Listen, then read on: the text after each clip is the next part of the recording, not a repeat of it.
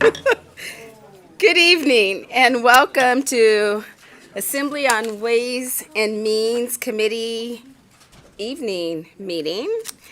Committee Secretary, would you please call the roll? Assembly members Anderson, Backus, Brown May, Dickman, Hafen, Hibbets, Howdigi, Koenig, Mosca, O'Neill, Torres Fawcett, Watts, Yeager, and Chair Monroe Moreno. And I am here. Will you please mark Assembly Member Hadigi present when she arrives and Assembly Member Brown May absent excused. Members, we are here for a few bill hearings. We also have a few BDR introductions, and we're going to do those at the top of our meeting. I did make a statement as the room was filling up that if you're here for Assembly Bill 398, the agenda was revised about a day ago, and that bill has been removed from tonight's agenda, so it will not be heard. It will be heard on another day. We have 5 bills that we will be hearing tonight. I will not be taking them in order. And we will start with our BDR introductions. I ask if anyone has any electronic devices that you silence those devices. Members will be using their computers to follow along with today's meetings. Please don't think that they are being rude, but they are following along and paying attention, believe it or not.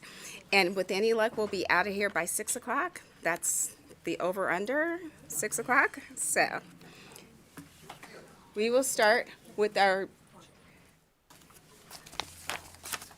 and we have 6 BDR introductions. Members, remember that these are just BDRs. Your vote on them tonight is not you saying that you agree with the measure. You're simply voting to make sure that this BDR gets into the process to become an actual bill. The first one for tonight is BDR 3-1153, which revises provisions relating to indigent petitioners. I'll accept a motion. So moved. Second. I have a motion from Vice Chair Backus, a second from Assembly Member Watts. Any discussion on the motion? Not seeing any. All in favor, please say aye. Aye. Any opposed? And the motion carries. Our second BDR is 16-1132, and it revises provisions relating to offenders. I'll accept a motion. So moved. Second. I have a motion from Vice Chair Backus, a second from Assembly Member Watts. Any discussion on the motion? Not seeing any. All in favor, please say aye. Aye. Any opposed? And the motion carries. Our third is BDR 26-1133, which revises provisions relating to certain fees for the use of state lands. I'll accept a motion. So moved. Second. I have a motion from Vice Chair Backus, a second from Assembly Member Hadigi. Any discussion on the motion? Seeing none, all in favor, please say aye. Aye. Any opposed? And the motion carries.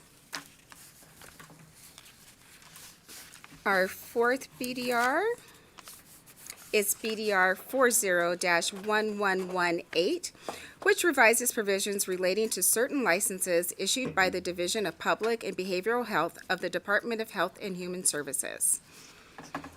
I'll accept a motion. So moved. Second.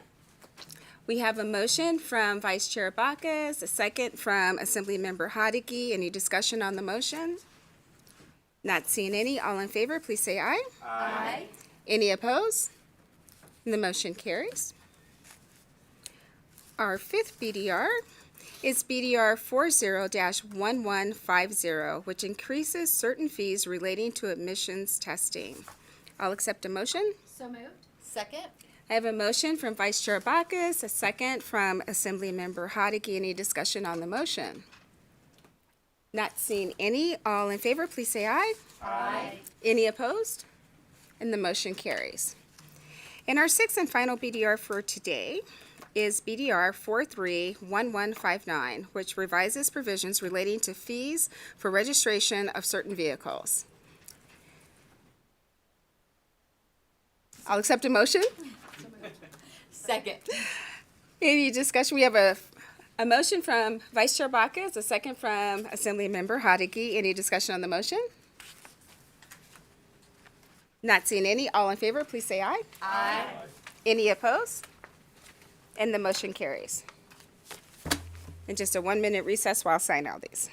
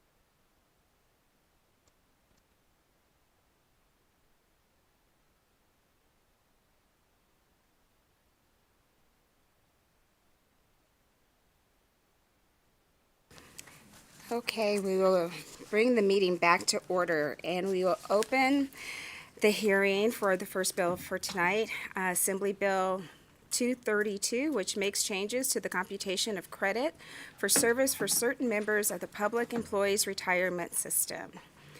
And it's sponsored by the Assembly Committee on Government Affairs, and I believe it's presented by Assemblymember Carter. Welcome to Ways and Means in the evening. I would say after dark, but it's not dark yet. You can start whenever you're ready. Well, my paper says good morning, but obviously it's not. This is Max Carter, Assembly District 12 for the record, and this is my first time in front of this committee, so if I screw up, yep, that's what I do. We don't bite that. So Assembly Bill 232, this is one that we worked on last session. We worked very diligently with PERS to get, this is about pension equity for education support personnel. Basically, it boils down to, in our school districts, in a 9-month school, a teacher earns a full pension credit working in a 9-month school, where a education support personnel, teacher's aide and the like, is only earning 3/4 of a pension credit, only getting 9 months worth. And trying to restore that equity to where we have balance. And working with PERS, we found a way, and I believe the fiscal notes are off of it. They should be. If not, I believe PERS has a representative here to discuss that. But it was through diligent work with NSEA and PERS to get it to this point. And if you need more than that, I'm here to answer questions. We've got representatives from the stakeholders I'm working with, and I believe that there's a PERS representative here also. And thank you very much. Thank you. Members, questions? We'll start with Assemblymember Dickman.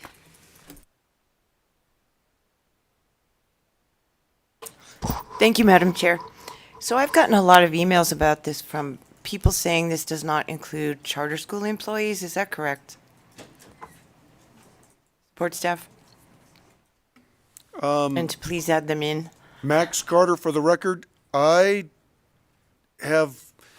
not sure that it even applies towards the classification on charter school employees. I have not been approached by anybody regarding that. And this was active last session and this session. We have someone coming to help you. Okay, thank you. You have a phone a friend.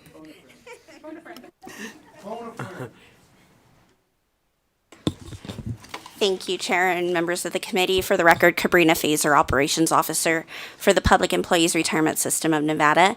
The way this bill is written, it doesn't exclude charter schools. It would be anybody who is a classified school employee, a 9-month employee, and reaching that threshold of hours.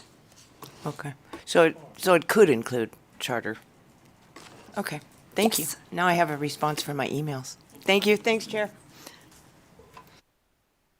So the answer is not that it could include, it does not exclude charter schools, correct? Max Carter, for the record, yes. Thank you. Assemblymember O'Neill, did you have a question? That was your question? Okay. Assemblyman Hafen.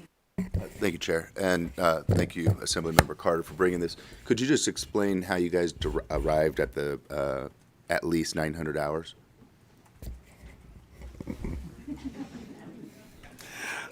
Max Carter, for the record, I'm passing it off, hand off.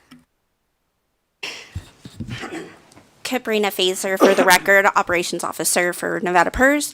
The 900 hours was determined based off of the instructional hours that were in the education statute. So whenever we met initially with NSCA and Assembly Member Carter last session, that's how we came up with that threshold. Thank you. I am in possession of a letter from Lincoln County Schools. They thought that they had submitted one, but they wanted that removed, so we have that in hand. I don't see any other fiscal notes on the bill. Members, no other questions?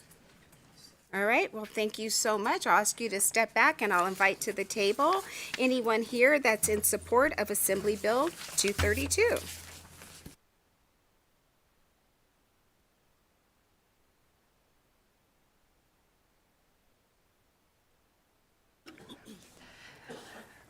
Good afternoon, Dawn Echeverry, President of the Nevada State Education Association. We want to thank the Assembly member for working closely with us to help give equity to our education support professionals. I am not going to take much time because we have the education support professionals here in Las Vegas and on the line who would like to tell you their stories. Thank you. You can go ahead. Good afternoon. My name is Eva Reynolds, and I have proudly served as a school bus driver for Carson City School District for 27 years. I'm here to speak on behalf of the classified employees who contribute to the success of our schools, yet face unfair disadvantages when it comes to our retirement benefits. Due to the current systems, the hours that I work during summer school, winter, and spring breaks do not count toward my PERS time. As a result, in order for me to truly accumulate 27 years of service time, I would need to work an additional 10 years to bring my total to 37 years to make the 27 years that I've already worked. The issue is not unique to me. It affects countless other employees dedicated and are in essential roles, including custodians, maintenance workers, bus drivers, nurses, paraprofessionals, administrative staff, and food service workers. These individuals work tirelessly, day in and day out, to ensure our schools run smoothly. Yet our time is inadequately recognized when it comes to retirement benefits. The truth is our positions are critical to the functioning and success of our schools. The people filling these roles are essential, yet increasingly difficult to hire and retain. It is critical that we ensure our contributions are properly acknowledged and compensated when it is time for us to retire. I urge you to vote yes on AB 232.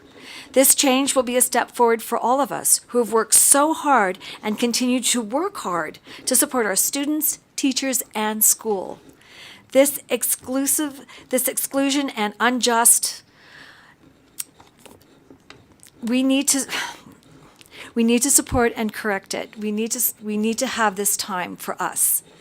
Please, let's make a positive change for those who dedicate their careers to our schools. Please, vote yes on AB 232. Thank you so much for your time. Thank you. You can go ahead. Good afternoon, Madam Chair Monroe Moreno, members of the committee. My name is Paula Gacci, and I am a kindergarten paraprofessional at Fritch Elementary School in the Carson City School District, where I've worked since 1999. As paraprofessionals, we play an essential role in the classroom, assisting with instruction, providing individual support, managing behavior, and handling administrative tasks. Although we don't have the same certifications as teachers, our contributions are just as vital. We work alongside teachers every day, ensuring students receive the support they need to succeed. Our work is professional and consistent, and many of us pursue further education and professional development because we are deeply committed to the success of our students. We deserve the same recognition and respect as any other staff member. I've been committed to the Carson City School District for 26 years, yet I only have 19.2 years of service in my PERS for my retirement. It is inconceivable to me that a classified paraprofessional is forced to continue working for 10 or more years longer than a teacher in order to receive the same maximum PERS benefits. And please understand, our hourly rate of pay is much lower than a teacher's. So of course our retirement benefits will be a fraction of a teacher's as well. Yet we have to work a decade longer to receive it. That's why I'm here today to urge you to support AB 232, a bill that would grant education support professionals in Nevada a full service year of credit under PERS. The credit would acknowledge the vital role we play in education and help promote fairness and equity. Additionally, offering full service credit for paraprofessionals working 900 hours would improve recruitment and retention, helping to ensure long-term stability and excellence in Nevada's schools. Education support professionals are key to student success. We deserve this recognition. Thank you for your time and your consideration. Thank you. You can go ahead. Good afternoon, Chair Monroe Moreno and committee members. My name is Cherie Carter, and I proudly serve as the kitchen manager and educational support professional at Fritch Elementary School for the Carson City School District. For 14 years, I have dedicated myself to the Nutrition Services Department. Today, I stand before you to express my strong support for Assembly Bill 232 because educational support professionals, also known as ESPs, are the backbone of our public education system. Right now, the law does not treat ESPs fairly. Despite being essential to the success of our schools, we receive only partial PERS service credit for our work, while certified staff receive a full year. Assembly Bill 232 seeks to change that, allowing ESPs to receive full credit. Unlike certified teachers, ESPs do not receive the same recognition or retirement benefits despite being just as crucial to the functioning of our schools. Assembly Bill 232 seeks to correct this inequity. With this change, we can improve retention and attract highly qualified professionals who are essential to our students' success. As a nutrition worker, I see firsthand how vital ESPs are. We ensure that young minds are fed and ready to learn while often working understaffed. It is not uncommon for there to be only 3 of us in the kitchen preparing over 500 meals in one day. We do this because we care about our students. Our dedication helps create a positive learning environment, yet our contributions are often overlooked. A school district is like a puzzle. Every piece is necessary to complete the picture. Each piece, each worker deserves to be recognized for their importance. Too often, ESPs are the quiet workers behind the scenes making sure everything runs smoothly. It's time to acknowledge their value and give them the fairness they deserve. Thank you. Thank you. Good afternoon, Chairman Monroe Moreno and committee members. My name is Carrie Finn, and I'm a clinical aide with the Carson City School District and the president of the Carson Educational Support Association. I did have a speech all planned out. I do want to say ditto to these, after these ladies spoke. I just want to bring up something, this bill will help address the shortage of ESPs by making these positions more attractive and sustainable. It also has no additional cost to school districts, as PERS is based on salary. The shift from 9 to 12 months of service credit does not increase district expenditures, as PERS is paid based only on employee salary. And that's it. Thank you, guys. Thank you. Go ahead. Good afternoon, honorable members of the committee. I am Melinda Remersma. I am a teacher in Winnemucca for 19 years, and I'm going to try to make this short and sweet. I am here representing as the president of Nevada Rural Educators. I represent the teachers and support staff in our 15 rural communities. In our rural communities, we are experiencing shortages in these critical support positions: classroom aides, lunch staff, bus drivers, and others. These positions are essential to the functioning of our schools, yet they are typically limited to working just 9 months a year.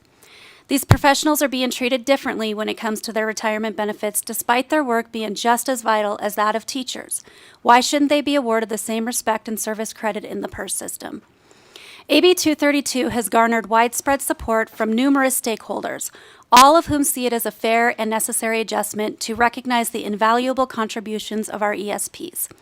I am proud to share that my own superintendent and school board in Humboldt County fully support the passing of this bill, and many other districts are standing behind it as well. When so many entities come together in support of this legislation, it's clear that this is a common sense solution to a long-standing issue. This bill will ensure that our support professionals receive the credit and respect they deserve, and it will make a significant difference in the recruitment and retention of essential workers in our schools. I sincerely thank you for your time and consideration, and I hope you will join us in showing that Nevada values the hard work and dedication of all those who help our students succeed. Thank you. Thank you. You can go ahead. Honorable members of the legislature, esteemed colleagues and fellow Nevadans, my name is Drew Shar. I'm a career and technical educator in business management at Mineral County High School. I'm president of the Mineral County Classroom Teachers Association and proud member of Nevada State Education Association. I'd like to thank you for the opportunity on speaking on this matter that is of great importance to the hardworking men and women who serve our children, schools, and communities across the state. Our educational support professionals, such as my wife back here, who serves special ed and ELL students in Mineral County. These dedicated professionals are the foundation of our educational system. It's time that we honor the service with the fairness they deserve by providing equal credit for their work through the public employee retirement system. ESPs include a broad range of positions that support students, teachers, and administration every day. They are the bus drivers who safely transport children to school, the paraprofessionals who provide one-on-one support in the classroom, the custodians who maintain the learning environment, the food service workers who ensure the students have nutritious meals, and so many other. Without ESPs, our education system would simply not function. For years, ESP have worked tirelessly under difficult and demanding conditions with little recognition for their critical contributions they make to our system. This is just not a matter of fairness, it's a matter of justice. If we truly believe in the value of education and the vital roles ESPs play in shaping the future of our children, then we must ensure that these professionals are treated with the respect they deserve, not just in words, but in tangible, meaningful ways. One of the most significant ways we can do this is by ensuring ESPs are granted equal credit opportunity in the PERS system. Today, I ask you to stand with me in supporting this legislation that will grant educational support professionals equal credit in PERS. Let us not allow another year to pass where these individuals are treated as second-class employees. Let us commit to giving them the recognition and support they deserve, both during their careers and into their retirement years. Our educational system is not only as strong as the people support it, our teachers, our administrators, and most importantly, our educational support professionals.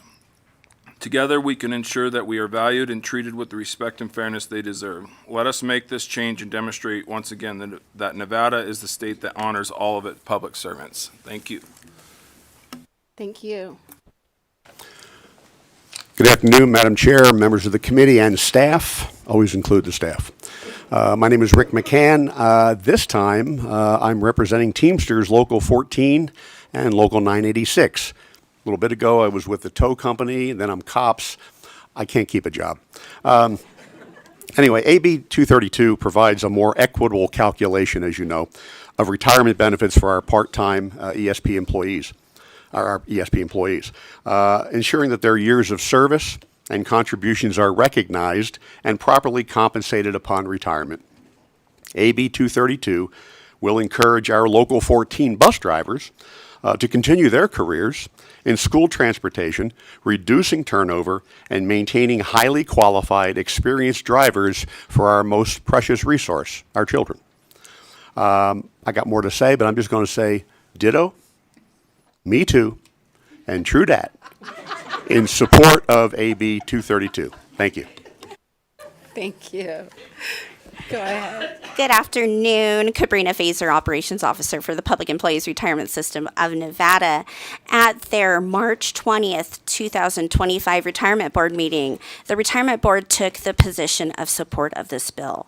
It is common practice within public pension plans to either augment service credit or wages for part-time members. Staff has been provided the conceptual amendment of AB 232, which would modify the current practice and provide school district employees who work 900 hours across at least 8 calendar months in a school year 1 year of service credit. Currently, part-time school employees receive full-time eligibility, which is a difficult calculation for PERS staff and also a very hard concept for the PERS members to understand. PERS staff has reached out to our actuary, and there appears to be no measurable cost associated with this bill. Due to the offset of augmenting service credit rather than wages, also, as written, it is a change going forward. In addition, and this is where my staff comes in, this change simplifies the calculation and removes that manual calculation component. Thank you. Thank you so much. Thank you for explaining that. I think committee members needed to hear that. See no one else here in Carson City for support. I'm just going to say anyone that wants to testify throughout tonight, if you want to say ditto, me too, or true that, please feel free. Make it as short as we need to make it. All right, we're going to go to Las Vegas. Good evening. My name is Misty Olmos. I am the Secretary Treasurer for ESCA, which is the union that represents support professionals here in Clark County School District. I am also a board member of NSCA. I would like to share my story with you this afternoon. It's not morning anymore. I have worked for CCST for 18 years. This year is the first year that I am not a 9-month employee. So for 18 years, I have received only 13.799 years of service with PERS. As someone that gives her all to our students, I cannot tell you how hard this is to see that I am only 13 years of service. When I speak to my colleagues and I tell them to check with their years of service, also, it is quite disappointing. Many of us work extra hours, summer school, and ESY to make ends meet, and we do not get credit for that with our PERS. For many years, I thought maybe I should leave the school district, but I felt that because I received PERS, that I would be good. Today, I do not feel that is the case. I love my job. I support my school community by taking on the hard and challenging students. Student support professionals are the backbone of the school district, and it is time that we get acknowledgement of that. I speak on behalf of all support professionals when I say that we too deserve a full year's credit for our hard work. Full-time employees equal full year's credit for all. Thank you. Thank you. And could you restate your name for the record? We missed that at the beginning. I am Misty Olmos. Thank you so much. Thank you. You can go ahead. Good evening, Assembly Chair and members of the committee. Erica Nungary for the record, Nungaray, ESP at large for the Nevada State Education Association, and a proud support professional at the Clark County School District. I am here today to speak on behalf of myself and colleagues about the harsh reality we face regarding retirement. Support professionals work alongside certified, giving our schools the same years of service. However, while teachers receive 12 months of retirement credit for every year worked, support staff do not. This inequity directly impacts our ability to retire with financial security. I began my career as a paraprofessional, working 9 months per year for 7 years. Despite my years of service, I will only receive credit for 4 of those years. My only option to earn full year credit was to switch positions. Take my coworker Jackie, an office secretary who has been a staple at her school for 22 years. She has dedicated herself not only to her job, but also to volunteering for school functions. Jackie had planned to retire this year, but she just found out she must work 2 more years to receive a livable pension. Then there's Beverly, a campus security monitor who has worked tirelessly for 18 years. She's a trusted figure at her school, someone who cares for students, provides guidance, and keeps the campus safe. Yet despite her dedication, she only has accumulated 13 years of retirement credit. Then there's Navona, a paraprofessional who has dedicated 22 years to working with special education students. She wanted to retire with her sick husband, but she couldn't because she only had 16 years of retirement credit. Sadly, her husband passed away this January. No person who has worked hard and given so much to our schools should have to make this kind of sacrifice. Support professionals are the foundation of our schools. We ensure daily operations run smoothly, provide critical support to students and staff, and contribute to the success of our education system. And as our certified coworkers sail off into the retirement sunset, the support staff finish the job, committed to seeing it through even when the system falls short. I urge this board to support full year retirement credit for all support professionals and pass AB 232. It is time to correct this inequity and ensure that those who dedicated their careers to our schools can retire with dignity. Thank you. Thank you. Not seeing anyone else in Las Vegas. Wait for the camera to zoom out. Broadcast, do we have anyone join us by the phone line? And I just noticed that I failed to give out our phone number. So we may not have anyone join us by phone. But if you'd like to join us by phone, the number is 888-475-4499. Our meeting ID is 821-0399-3786, and then please press pound. Thank you, Chair. If you would like to testify in support of Assembly Bill 232, please press star 9 to join the queue.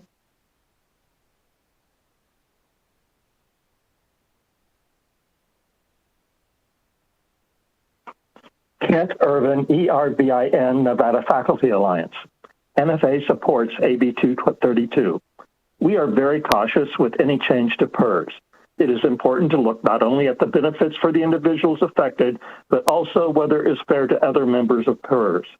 In this case, we are looking at a technical change in whether educational support personnel are treated as full-time or less than full-time and as calendar year or school year. Those are arbitrary distinctions. AB 232 ensures that educational support personnel will receive a pension benefit based on their actual earnings and contributions. That is fair, and it will have no impact on other PERS members or the retirement system. Thank you for your support of AB 232. Thank you. Next caller.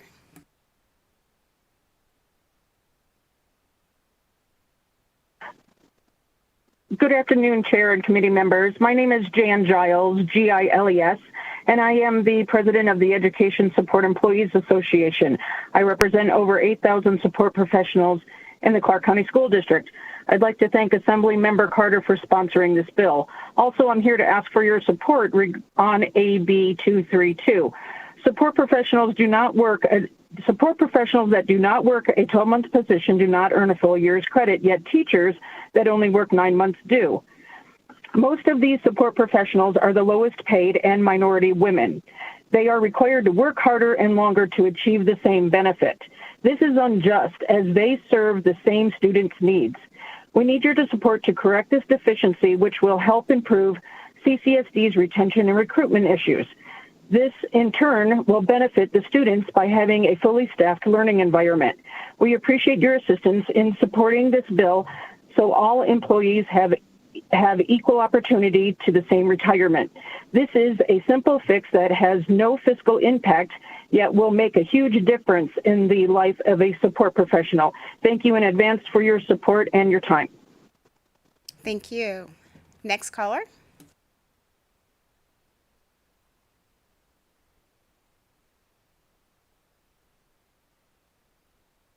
Good afternoon, Chair and members. For the record, my name is Jason Gately, Gateley, and I'm the Principal Officer for Teamsters Local 14. Teamsters Local 14 represents more than 2,000 members with the Clark County School District, and we are in support and strongly urge the support of AB 232. Ditto. Thank you. Next caller. Chair, there are no additional callers choosing to testify at this time. Thank you so much. So with that, we will close support and move to opposition. Is there anyone here who would like to testify in opposition of Assembly Bill 232? Not seeing anyone here in Carson City, we'll go down to Las Vegas. There's someone approaching the chair there, and we'll start in Las Vegas. Go ahead and state your name for the record. Good evening, Chairman Marino and members of the Assembly Committee on Ways and Means. My name is Anahit Baghshetsyan. For the record, that is ANAHITBAGHSHETSYAN, and I'm a research assistant at Nevada Policy. Today, Nevada Policy is opposing AB 232, which is proposing to grant full year of PERS to the school district employees, as we heard today. The bill seeks to do two different things, and I'll try to explain the two separately to explain why we're in opposing stance. First, it will put an overextended burden on the already burdened PERS system that we see in the Silver State. And second, it is aiming to attract professionals to the positions that are already attractive for the entry level compared to the other states. So for a comparison, at the close of fiscal year of 2021, PERS had unfunded liability of 18.3 billion% and a funding ratio of 76.2%. So this estimate, however, is based on actuarial accounting, which means that there's actual financial liability that is still not reported. The true value of systems founded by liability, for example, at the close of fiscal year 2010 was 41 billion, while PERS only reported 10.4 billion. So by granting full year of pension credit for less than full year of service, we will exacerbate the long-term financial risk that is effectively going to come out of the Nevadan taxpayer pockets. Second, we're incentivizing individuals to enter a workforce, but school district employees include various different types of employees. So let's, for example, take the entry-level teaching positions in Nevada, and in Clark County School District in CCSD, a new teacher with a bachelor's degree earns just shy of $60,000 a year. And the average teacher's salary is $87,444 as of 2023 statistics, with a median of $84,968. So given these figures, it is difficult to justify any additional investment into benefits, given that our policy objective should be investing in policies that specifically target student achievement and educator quality. So for these reasons, we urge you to oppose this bill today based on years and years of long research that Nevada Policy has conducted. Thank you very, very much.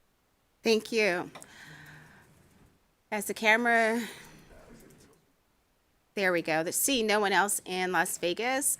Broadcast, do we have anyone on the phone line that would like to testify in opposition of Assembly Bill 232?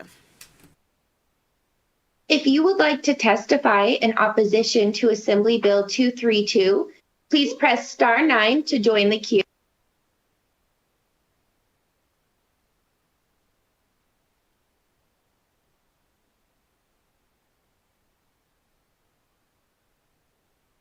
Chair, there are no callers choosing to testify at this time. Thank you. We will close opposition and move to neutral. Is there anyone here that would like to provide neutral testimony on Assembly Bill 232? Not seeing anyone here in Carson City and no one at the chairs in Las Vegas. BPS, do we have anyone on the phone lines that would like to provide neutral testimony? If you would like to testify in neutral for Assembly Bill 232, please press star 9 now to join the queue.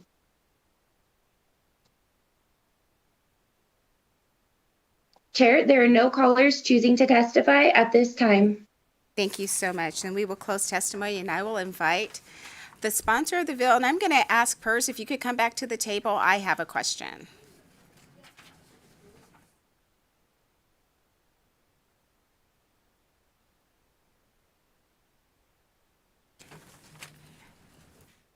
And this is going to seem silly, so I'll apologize up front. So the staff that would be added in this bill for retirement, we're going to get a retirement payout at the end of their career, no matter what, correct? Chair, that is correct. For the record, Cabrina Fazer. So by ensuring that their year or school year that they work of service matches that of the educator in the classroom, because they're in the classroom for the same amount of time, in the school for the same amount of time, doesn't have an added burden on PERS as to what they were going to receive in their retirement when they come to their retirement date. Is that correct? That is correct. So currently what PERS staff do when someone comes to retire is we augment their wage to what it would be if they were full-time, but based off of a 12-year, and those aren't hours that they can work. So this would give them service credit. It would augment the service credit rather than the wages. Thank you. And then my last question. Did I hear you correctly in your testimony when you were testimony during the presentation that by making this change, making the calculations would be easier for your PERS staff in calculating it? Yes, Chair. For the record, Cabrina Fazer, that is absolutely accurate. Thank you so much. Just wanted those clarifications. Assemblymember Carter, is there anything you'd like to say in closing?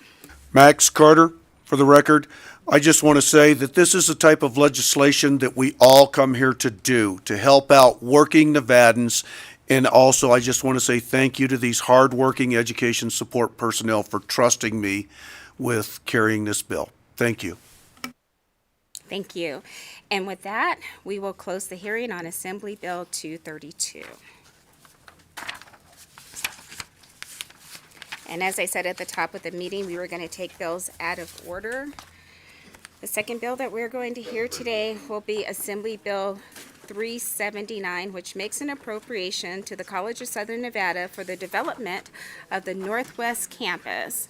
And I'll invite Assembly Member Hibbets to the table.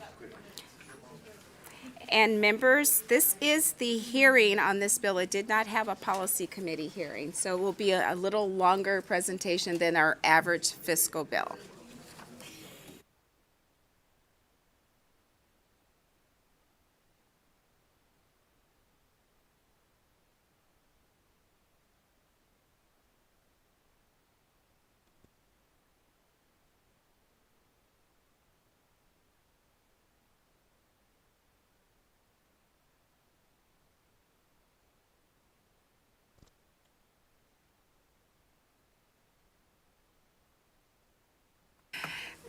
Welcome to Evening Ways and Means. You can start whenever you like. And I know that you submitted a PowerPoint because you did not have a policy hearing. So we'll be doing the policy and the fiscal. But if you do not want to go through all of the slides, we're okay with that.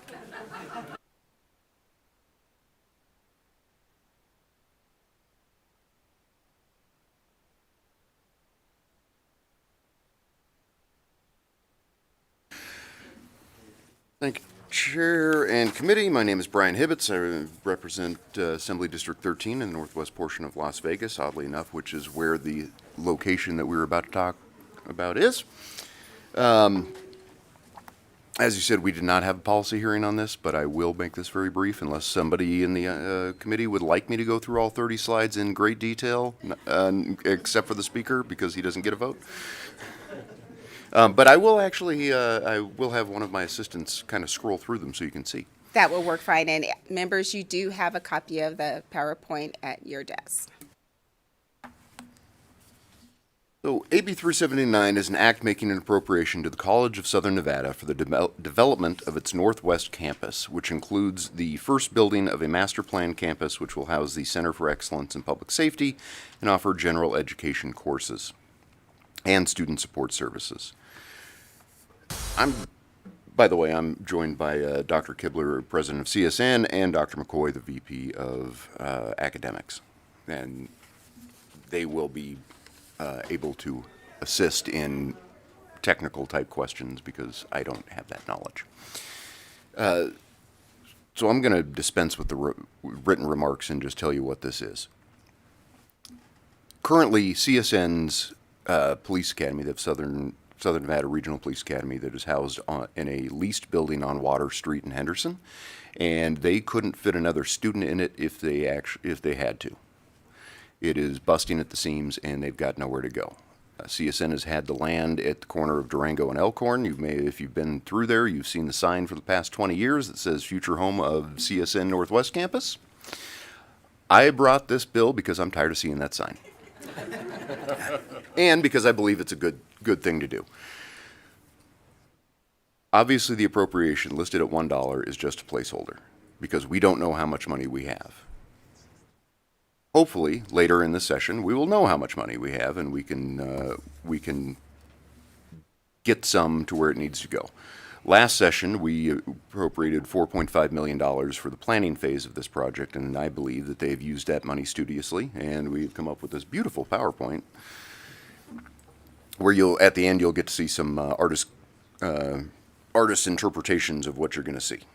So the plan is, the first phase is build a building to move the police training facility to, which would also house general education training classrooms, so that people up in the northwest part of town don't have to travel to either the Cheyenne campus or the Charleston campus in order to get their general education classes out of the way.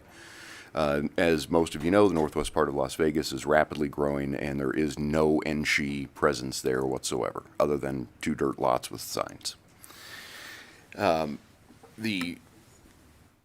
Further in the future, the plan is to also move Fire Science Academy and also their EMS training, so that it is nothing but public safety training, along with the general education training areas.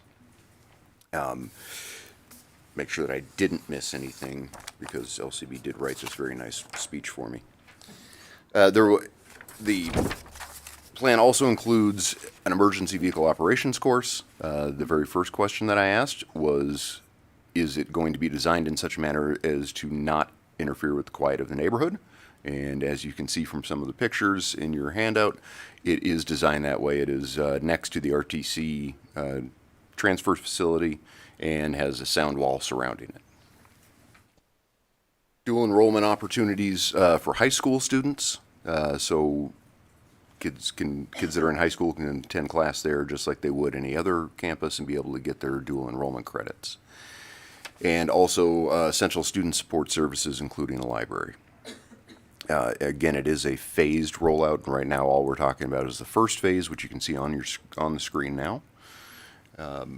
And that would be, if I remember correctly, on the northwest corner of Durango and Elkhorn.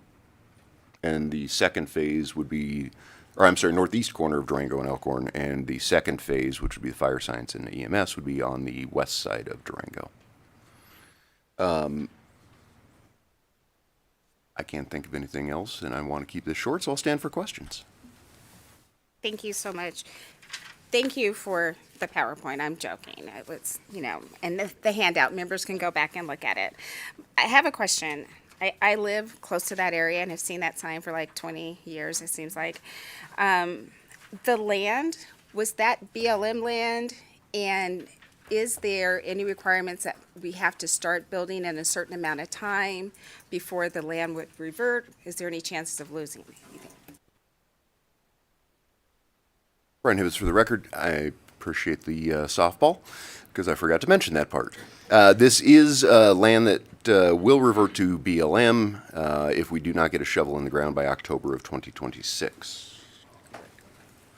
So there is a time crunch. Unfortunately, I'll leave the rest of that sentence out. But yes, ma'am, there is a deadline. Thank you so much. Before I go to questions from members, my next question, there's only $1, and you did that as a placeholder, but I'm sure there's an estimated cost for the build out. Could one of your co-presenters let us know what we're truly looking at or what you believe it's going to cost to build out this project. Good evening, Madam Chair. James McCoy, Executive Vice President for Academics at CSN. Thank you for that question.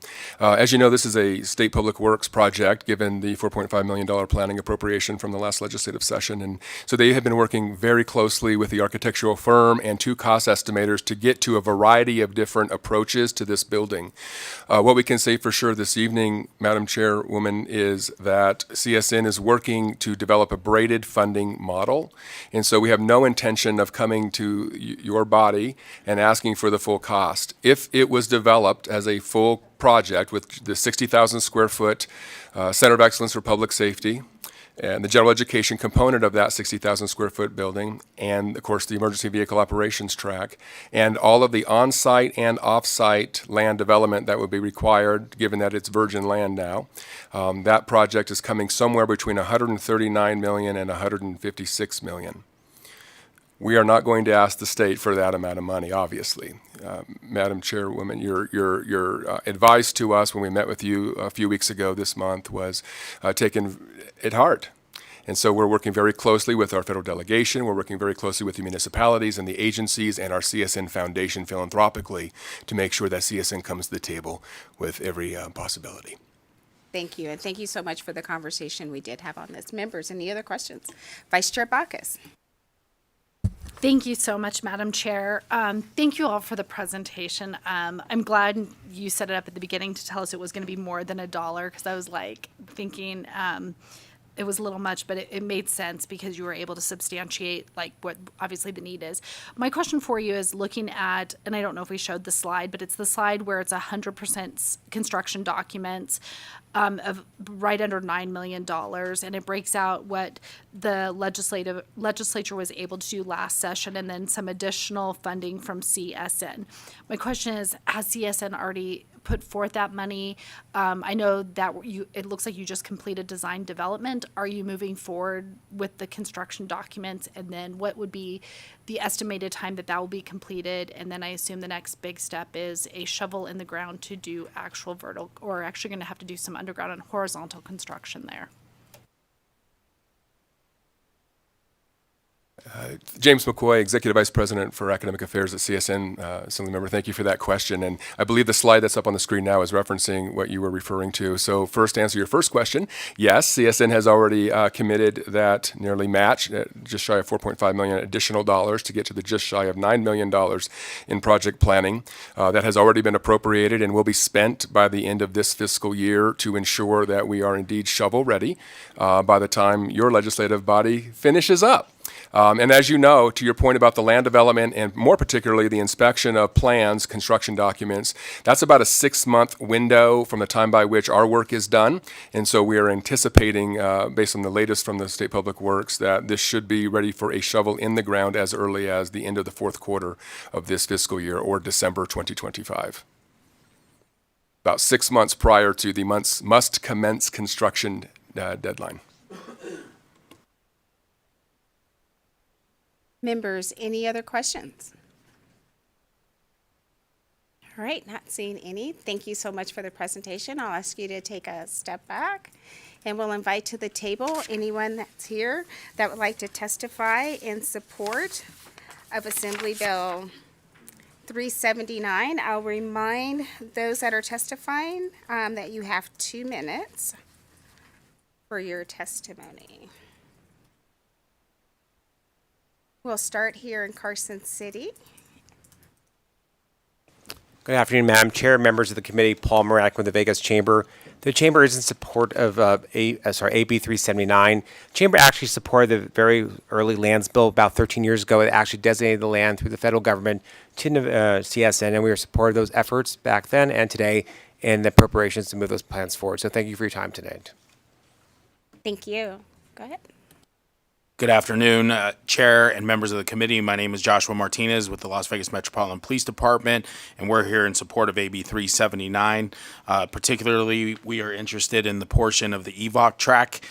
Currently, we rent space out at the Speedway, and we have been in the planning phase of seeing what the future holds for our EVOC training scenarios that we have, and this helps support that effort. Thank you.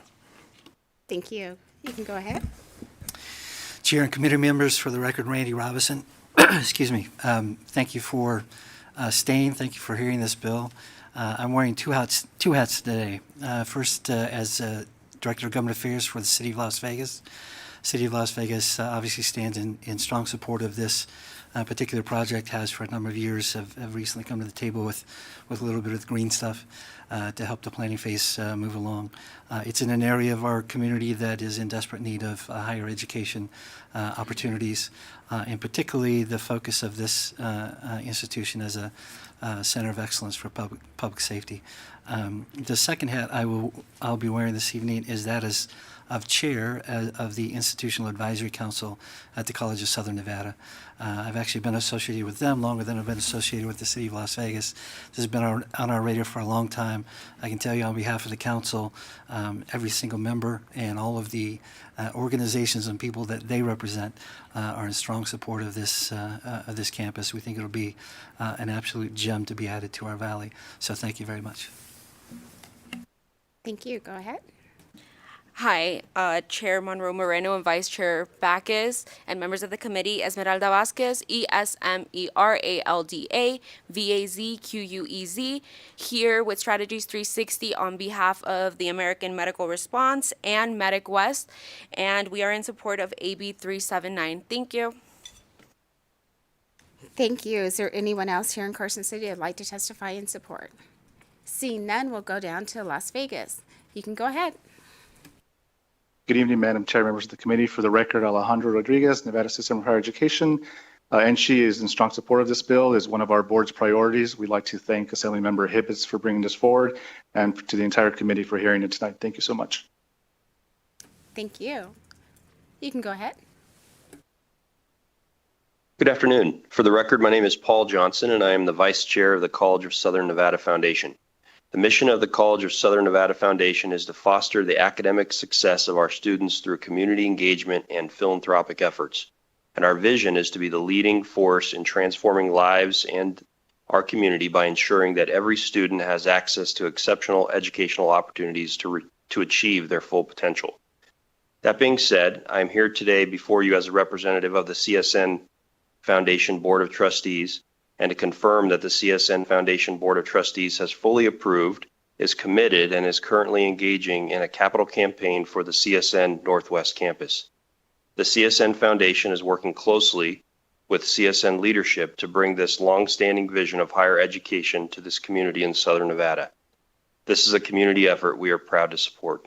Thank you. Thank you. Next speaker. Good afternoon, Chair and members of the committee. For the record, my name is Arnold Vasquez, Chief of Police for the University Police Department Southern Command. On behalf of the University Police Department Southern Command, I wish to express our full support and commitment to the Assembly Bill 379.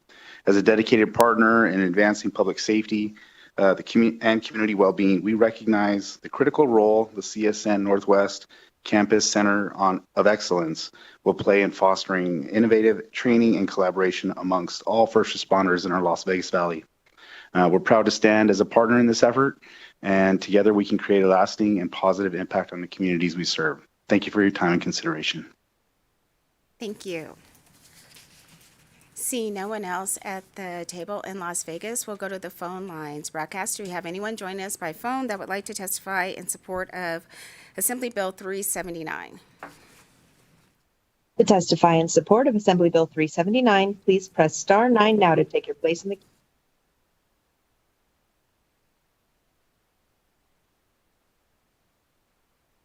Chair, we have no callers to testify in support. Thank you so much. With that, we will close support and we will move to opposition. Is there anyone here in Carson City who would like to testify in opposition of Assembly Bill 379? Not seeing anyone coming to the table here in Carson City. Is there anyone in Las Vegas? Not seeing anyone approach the table in Las Vegas. Do we have anyone on the phone lines that would like to testify in opposition of Assembly Bill 379? To testify in opposition of Assembly Bill 379, please press star 9 now to take your place in the queue.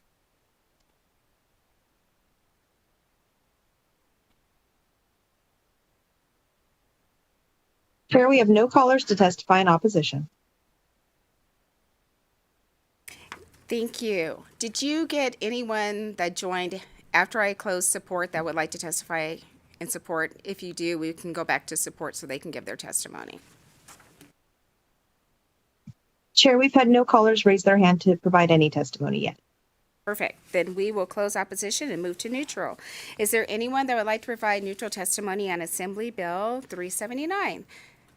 Not seeing anyone approach the table here in Carson City or in Las Vegas. So last chance. Is there anyone on the phone line that would like to provide testimony for Assembly Bill 379 in the position of neutral?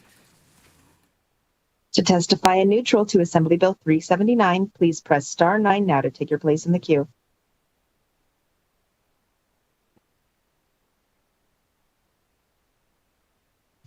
Chair, we have no callers to provide neutral testimony.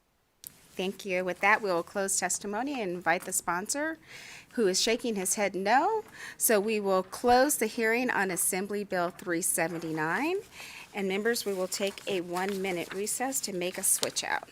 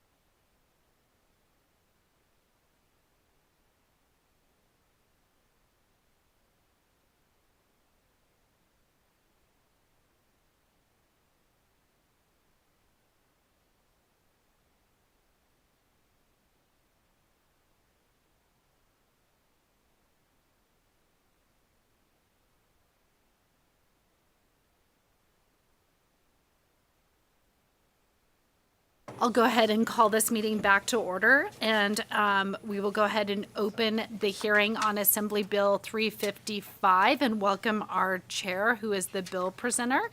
So feel free to commence whenever you're ready.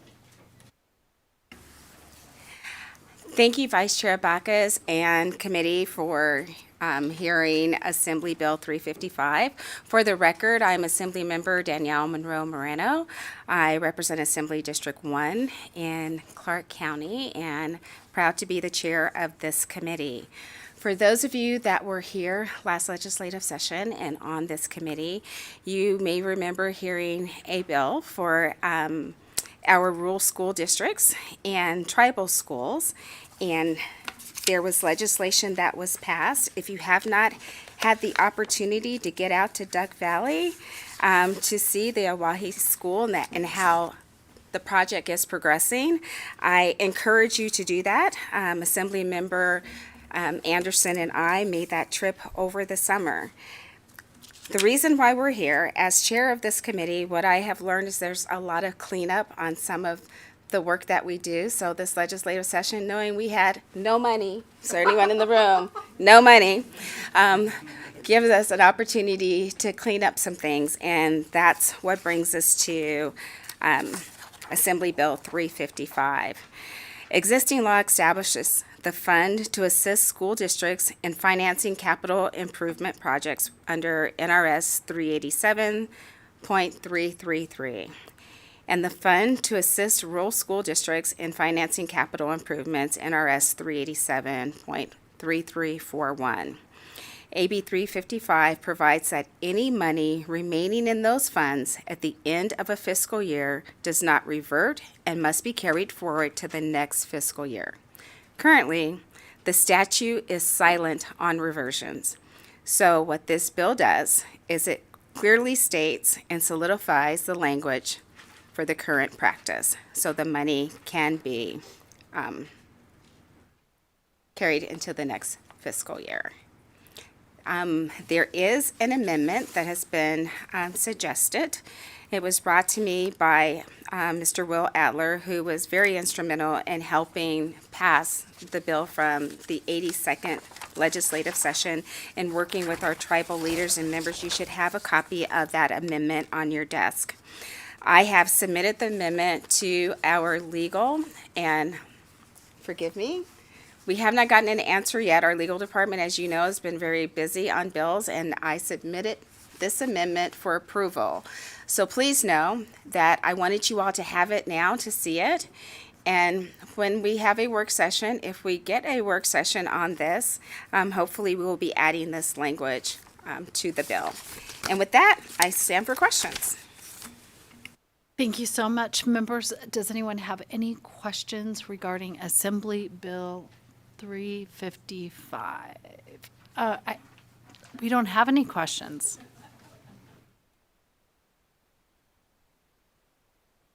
With that, I take it you're done with your presentation, so we will go ahead and take a testimony in support of Assembly Bill 355.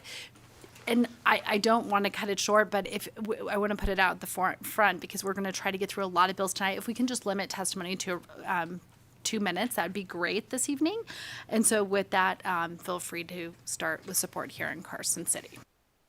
Thank you, Vice Chair and Committee. I am Brian Wallace, a teacher and Vice President of the Nevada State Education Association, which has been the voice of Nevada educators and support professionals for 125 years in all 17 of our counties. This is just 9 years longer than the David Norman Elementary School has been open out in Ely, Nevada.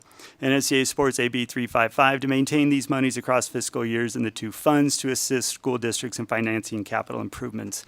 After many hearings and, of course, lots of conversation around this topic, the legislature is acutely aware of the capital needs of our Nevada school districts, especially our rural districts.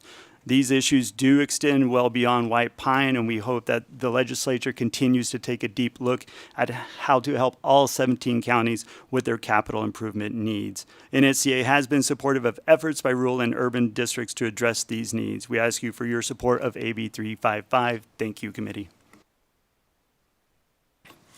Thank you. Will Adler with Social Government Relations on behalf of Duck Valley, Show Pie Reservation. I just want to say thank you to the Committee of Ways and Means for bringing forth AB 355. As the chairwoman declared, it is a continuation or a cleanup bill of the concepts in AB 519 from the 2023 legislative session. And that bill did create several mechanisms for fundraising and retaining funds into accounts for rural school districts. And it would be great if those accounts were retained through the next fiscal year as well, because not sweeping those would encourage additional saving, I think. In addition, we did propose an amendment that would increase the ability to fundraise and or match some funds that are available to build rural schools for tribal schools only. So it is sort of specific to the build out and the retaining of funds for interest-bearing accounts and or other funds raised for the multiplication effect of getting schools like the one at Oahe done. But again, thank you to the committee for bringing this forward, and we encourage your full support of AB 355. Thank you.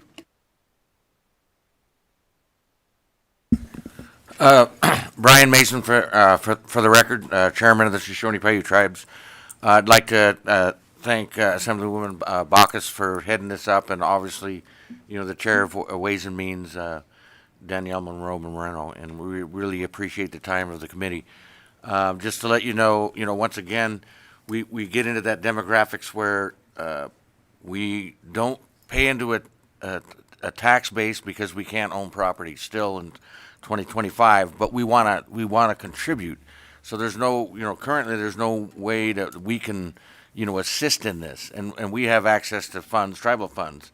But with this amendment, we would be able to participate in, manifesting our own destiny and contributing to account so we can get the match, so we can get to the completion of the school. We're actually about $20 million short.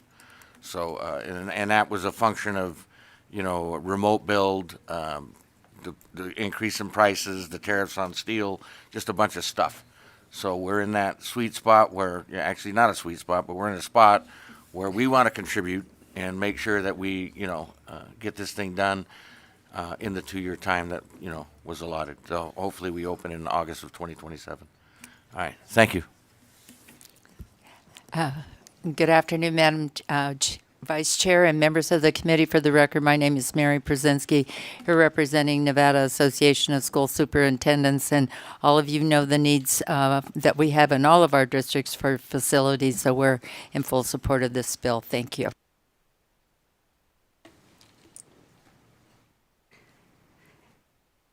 Good evening, chairs and members of the committee. My name is Addie Parker, a proud council member of the Shoshone-Paiute Tribes.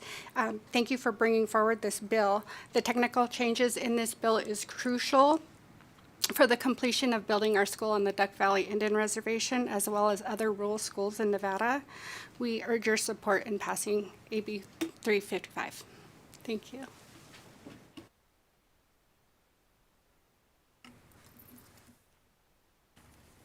Good evening, committee, chairperson, vice chair. My name is Lynn Manning John. I am the principal of Owyhee Combined School. I am also a proud tribal member of the Duck Valley Shoshone-Paiute Tribes. I'm here tonight to ask for your support of AB 355. Thank you very much for the gracious bill, AB 519, brought to committee by Danielle Monroe Moreno in the last legislative session. Through that, we've been able to work towards the initiation of our new school build, which was in February approved by the Elko County School District Board. However, as it stands, the appropriated funds are only going to be able to provide us primary building and do not account for our career and technical education building, maintenance, transportation, and some of our sports facility. None of those are going to be able to be funded as it is with the existing appropriation. The tribe, the Shoshone-Paiute Tribes, has been an absolute leader in helping us as a school district, as a school, earn the money to build those aspects of the school campus that are not being met by the current appropriation. However, as it stands, we're looking at 20, 25, maybe 30 million that we need to put towards the school in order to give us a campus that is equitable with other schools. We can have a building, but it'll be in the mud. We can have a football field, but it has to be the old one, which is now going to be located about 5 miles away. None of those things are equitable.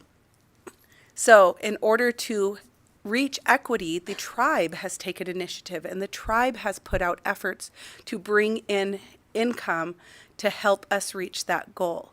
By including the revisions and amendments set forth, the tribe's contribution would be able to be added for matching funds that were set forth in the original bill.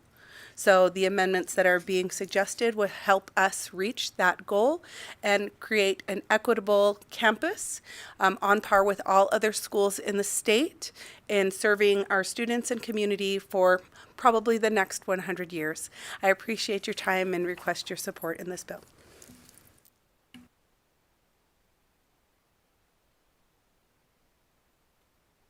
Next, we'll go to Las Vegas. Is there anyone in Las Vegas wishing to give testimony in support of AB 355? AVH, we'll go to the phone lines. Is there anyone on the phone lines wishing to give testimony in support of AB 355? To provide testimony in support of Assembly Bill 355, please press star 9 now to join the queue.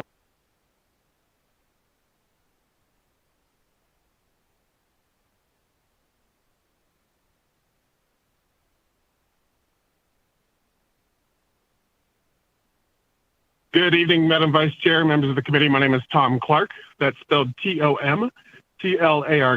I'm calling in on behalf of the Nevada Association of School Boards in support of AB 355.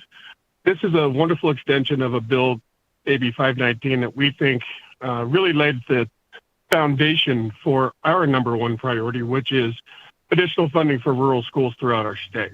We very much support AB 355 and appreciate Madam Chair for bringing it forward. Thank you. Chair, there are no additional callers choosing to testify at this time. Thank you so much. Then we will go ahead and move to opposition testimony. Is there anyone here in Carson City wishing to give testimony in opposition to Assembly Bill 355? Seeing no one coming up to the dais, we'll go to Las Vegas. Is there anyone in Las Vegas wishing to give testimony in opposition to Assembly Bill 355? AVH, is there anyone on the telephone line wishing to give opposition to AB 355?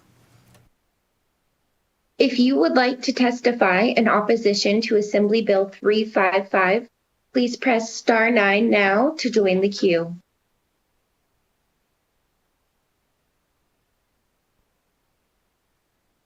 Chair, there are no callers choosing to provide testimony at this time. Thank you so much. With that, we will go ahead and come back to Carson City for neutral testimony. Anyone here in Carson City wishing to give testimony in the neutral to AB 355? Doesn't look like anyone's making their way up here, so we'll go to Las Vegas. Las Vegas, is there anyone wishing to give testimony in the neutral to Assembly Bill 355? We'll go back to AVH. AVH, is there anyone on the phone line wishing to give testimony in the neutral to AB 355? If you would like to testify in neutral for Assembly Bill 355, please press star 9 now to join the queue.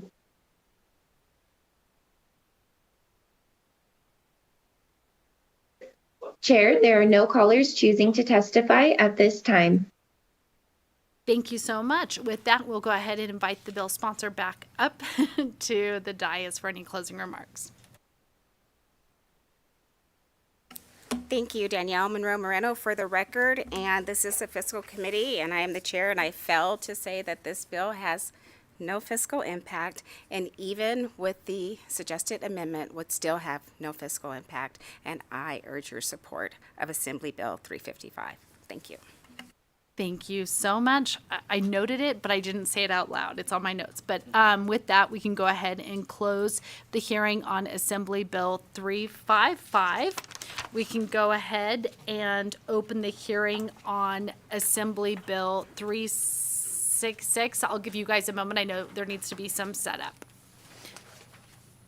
So whenever you're all ready to begin, you can.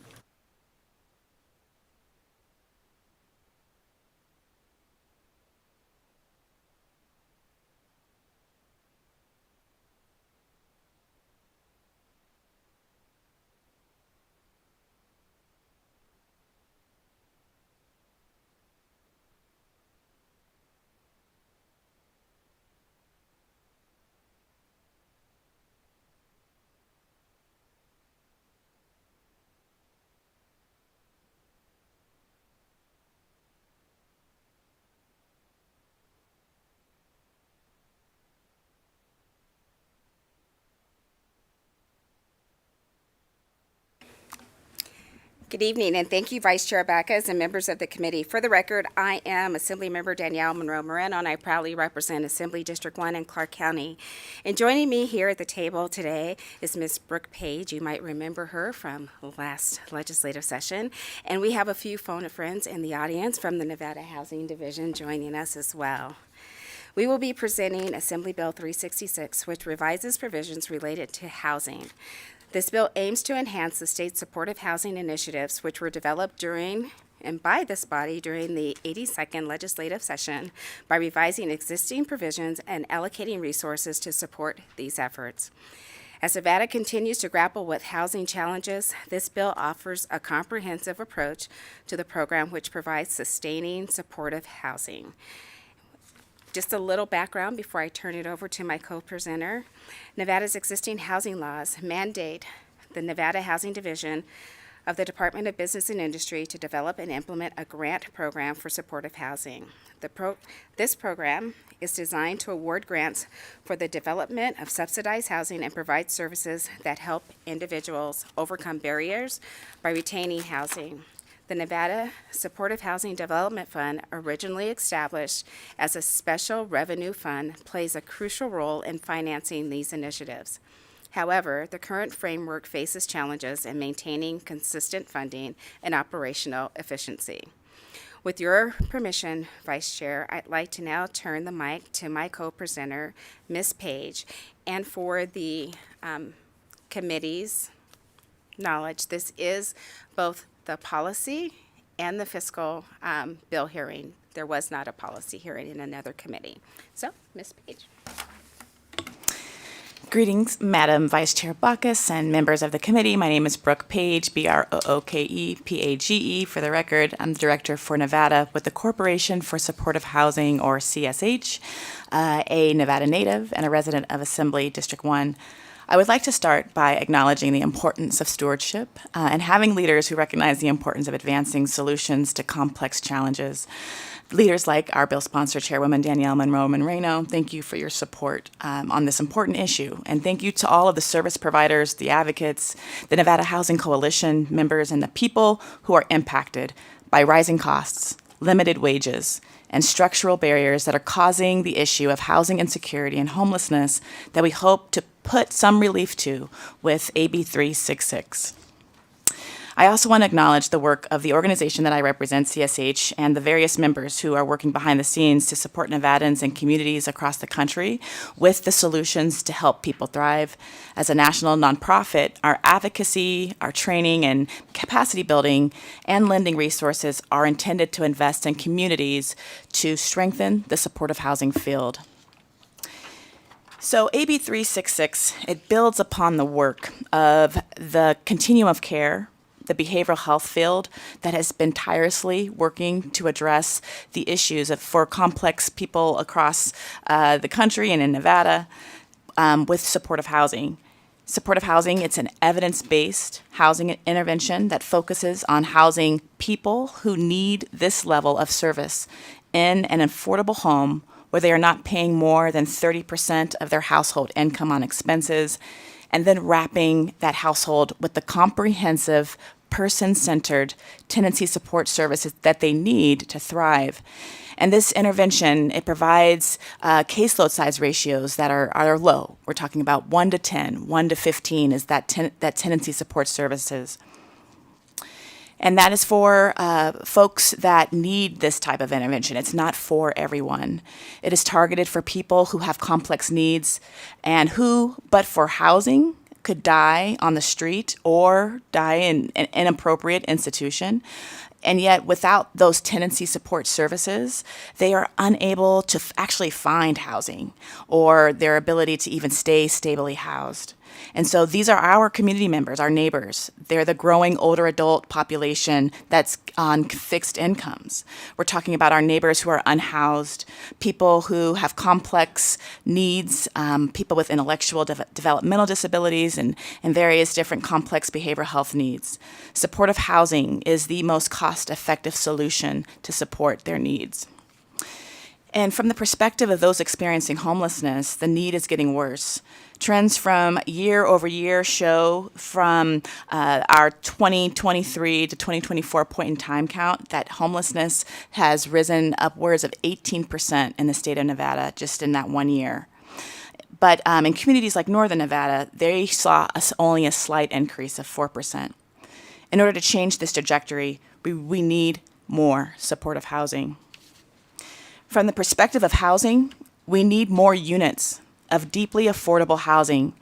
Based on a recent report that was just released this month from the National Low-Income Housing Coalition GAP report, it shows that Nevada has one of the worst housing shortages of households for households whose incomes are extremely low or below 30% area median income. We have literally 17 units for every 100 households across the state. Without housing, the people cannot afford to live in our communities, and that creates desperation. It also creates homelessness. CSH conducted a supportive housing needs assessment in partnership with the Northern Nevada Continuum of Care for Northern Nevada, and the data was compelling. Publicly available data demonstrated that 8 days in the emergency room costs the same as 3 months in jail, that also costs the same as 1 year of supportive housing with rental assistance and wraparound supportive services. It makes more sense to house people, ensure that they have the services that they need to improve their mental health, their physical health, gain access to employment, and help a person thrive than it is to do nothing and continue to allow people to cycle in and out of high-cost systems. As Bill sponsor Monroe Moreno mentioned, during the 81st legislative session, this legislative body did a thing and championed the creation of the Nevada Supportive Housing Development Fund. The fund established a grant program that seeded resources to finally address one of the biggest hurdles we heard when we asked developers why we as a state are not developing these deeply affordable supportive housing units when it's the biggest need in our state. And we were told it's a lack of supportive services. Our leadership heard that and funded the pilot that provided funding to fund services, build capacity, and evaluate the progress of the pilot program. Now keep in mind, this is long-term solutions that we're talking about, and it takes time. Since passing, I have personally attended groundbreakings that are moving dirt to build supportive housing and chart the course of action that is needed to realize the results of this program, which is still in its very infancy phase. Providers and developers are being trained on how to do this work to quality to ensure the people who need this will be served. And so not to mention, starting a new program requires the department who is administering it to also build capacity and set up their program. So with that, Madam Chair and Vice Chair Bacchus, with your permission, the Housing Division is here and at this time can provide an update on the status of the Supportive Housing Development Fund.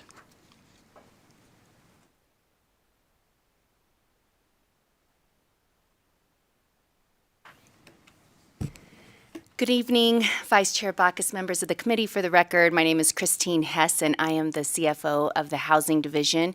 And with us here this evening, we're used to 4,104 chairs, but I have Administrator Acroth, of course, our fearless leader here in the audience. And in Las Vegas is our Deputy Administrator of Programs, Joanna Grant.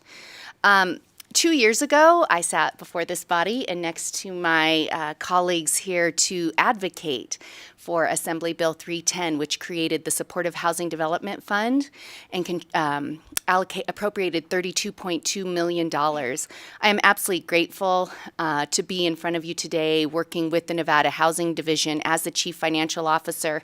These are the first and only general funds that the Housing Division administers.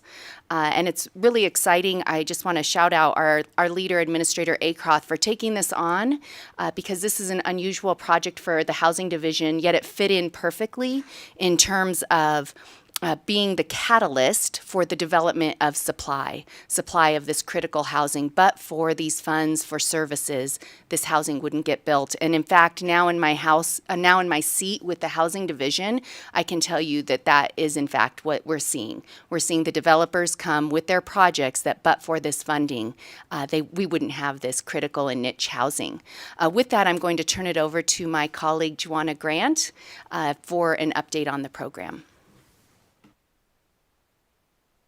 Thank you so much, Christine, and good evening, committee members. My name is Joanna Grant. I'm the Deputy Administrator with the Nevada Housing Division, for the record. Thank you for the opportunity to share an update on this impactful program.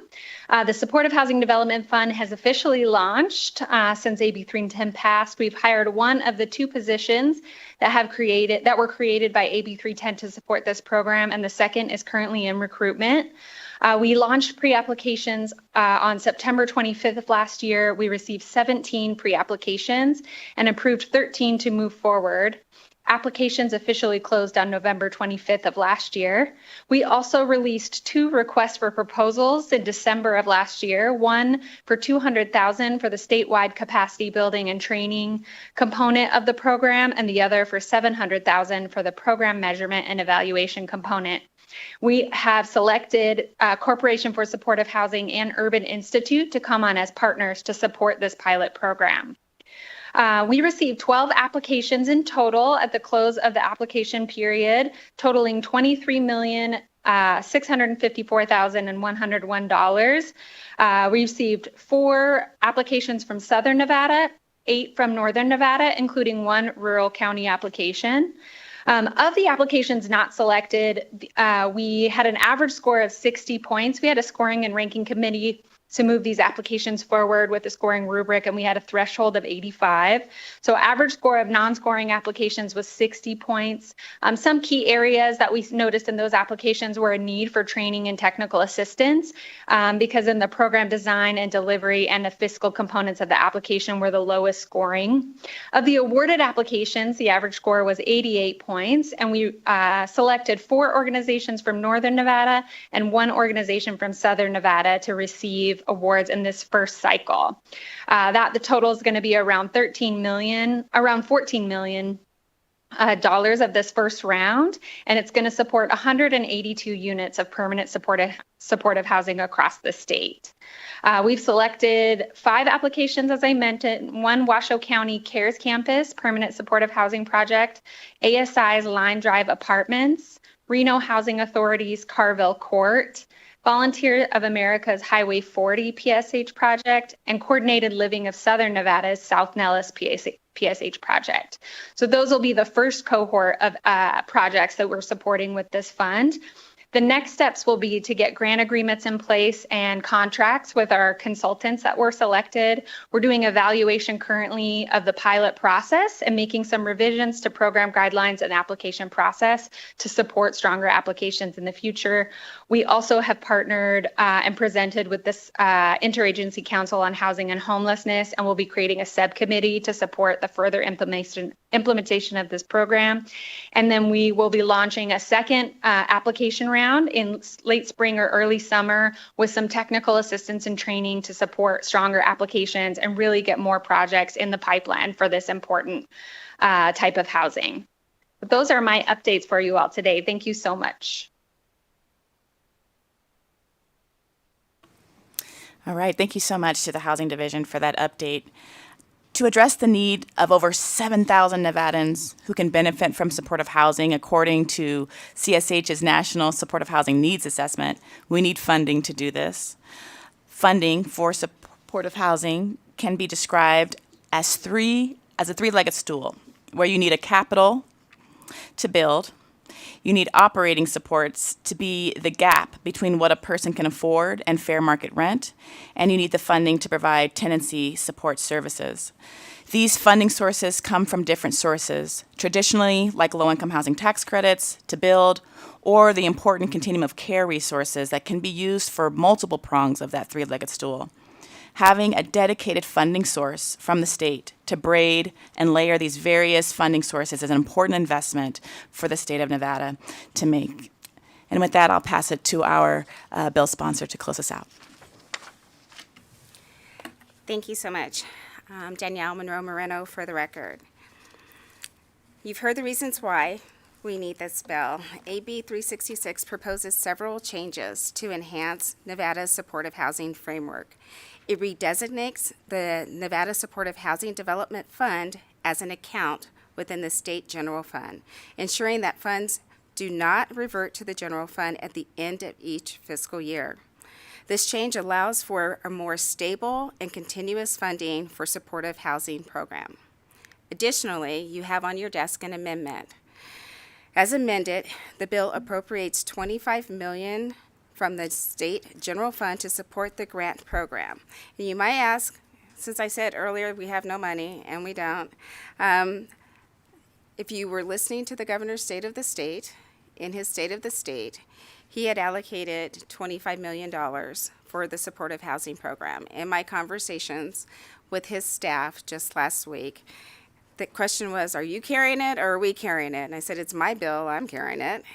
But what I will do is make my bill $25 million because that's what the division said that they needed for this program. So that's why the additional $5 million.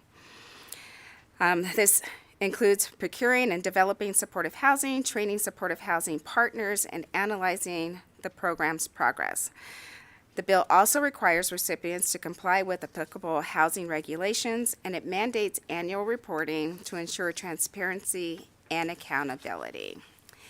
And with that, we will stand for any questions the committee may have. And just remember, you passed this last session, you've heard about the wonderful work it's done, so I'm just saying, you should do it again. Thank you so much for the presentation. And also note, I looked online, other than the appropriation sought, there's no fiscal note being submitted, has been submitted. So that's, just note that. With this, let me look at members. Any questions for our chair in her presentation of the bill? I have one from Assemblymember O'Neill. I just got to ask, we passed the bill last session to do this, and we attached no money to it then when we had available funds? Would you mind telling me, I was on Waze, so tell me what I was thinking, apparently, my stupidity?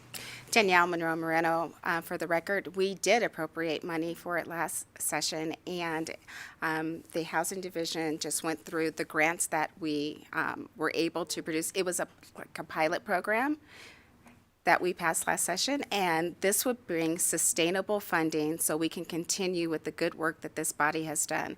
And yes, when I say we have no money, I am hoping by the end of the session, once we get through all of the other needs, and there are many in our state, that there will be enough to put into this fund with the $25 million to make sure that we continue with this program, because I believe the need for it is only going to grow over the next few years.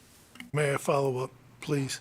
So that's what I was going to ask, was the grants that were approved. I thought they were approved contingent on the 25 million. So we did put some money, and it was not in the governor's ongoing budget for this cycle, but it will be in the future. That is what we're hoping, yes. And Madam Vice Chair, Christine Hess for the record, if I may too, as you heard my colleague Ms. Grant, Deputy Administrator, noted, we have $14 million in awards right now that are pending grant agreements. We will be opening up for a spring round. We have forecast out that the full award amount will be allocated, encumbered before the end of this calendar year. So the need in order to keep the program going is certainly there. Thank you.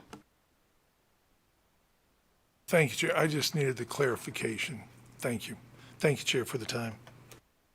And thank you so much. I mean, I don't know if you guys touched on it because I was looking down, but the third to the last slide, I think, is very informative. Like, even though there needs to be an appropriated sum, and when you're looking at all these different projects you're able to do with, I think it was the 32 million allocated that could be potentially put out there to be used, there's other financial vehicles to make all the work possible, but this additional money is just, when you utilize the braided money, will assist in getting these projects off the ground. So I thought this little chart at the end was very helpful. So thank you for that. Members, do we have any other questions? I don't think so. So if you guys want to take a step back, we can go ahead and take testimony in support of Assembly Bill 366. We'll go ahead and start here in Carson City.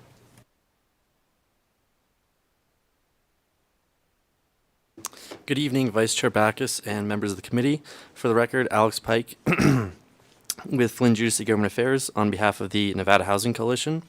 AB 366 is a critical step forward, expanding supportive housing across our state by reclassifying the Nevada Supportive Housing Development Fund as an account within the general fund and ensuring funds don't revert. This bill strengthens our ability to deliver stable housing paired with services to Nevadans experiencing disabling conditions or housing insecurity. We thank the committee for hearing this bill and urge your support for AB 366. Thank you.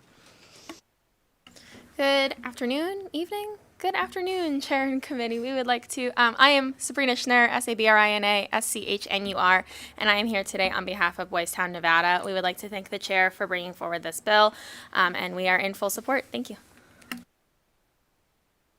Robert Purdy, for the record, Silver State Government Relations. Thank you very much, Madam Vice Chair. we're representing the Nevada Alliance on Mental Illness. I'll keep it quick because we all want to start the weekend. We are in full support of the bill. We love it. We want to thank the chairwoman for her leadership in these sessions of really finding a sustainability in how we can address the issue of homelessness in our communities. Thank you. Good evening, members of the committee. My name is Juliana Dimatulak. That's Dimatulac. I'm with Brownstein, representing Ovation Development, in support of AB 366. AB 366 builds upon the success of AB 310 from last session and provides a framework for making supportive housing funding permanent. Projects need a sustainable funding stream in order to be viable beyond just a few years.